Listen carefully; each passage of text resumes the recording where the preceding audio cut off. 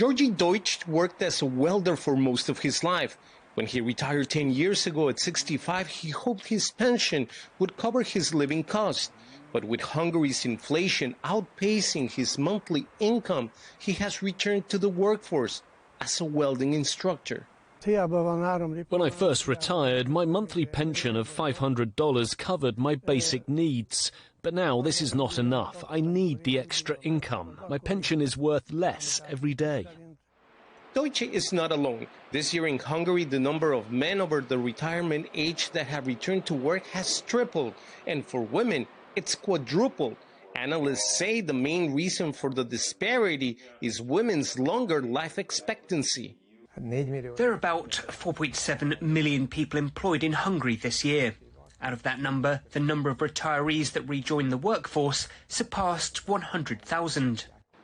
Hungary's government announced a 15% increase in pensions last year, but for many that was insufficient to cover their needs. The country's current inflation rate is 17.6%, the highest among EU countries. The typical pension in Hungary is about $400 per month, making it one of the least generous in Central Europe.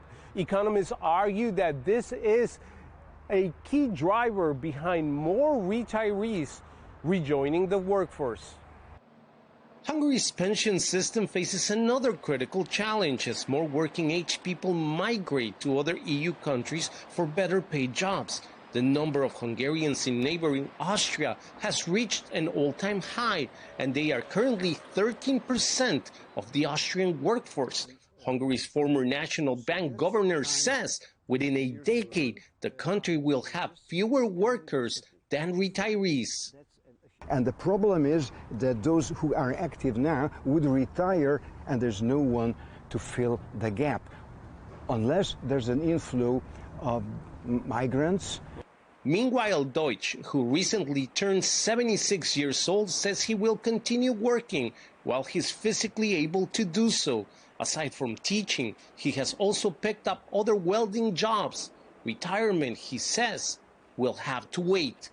Pablo Gutierrez, CGTN, Budapest.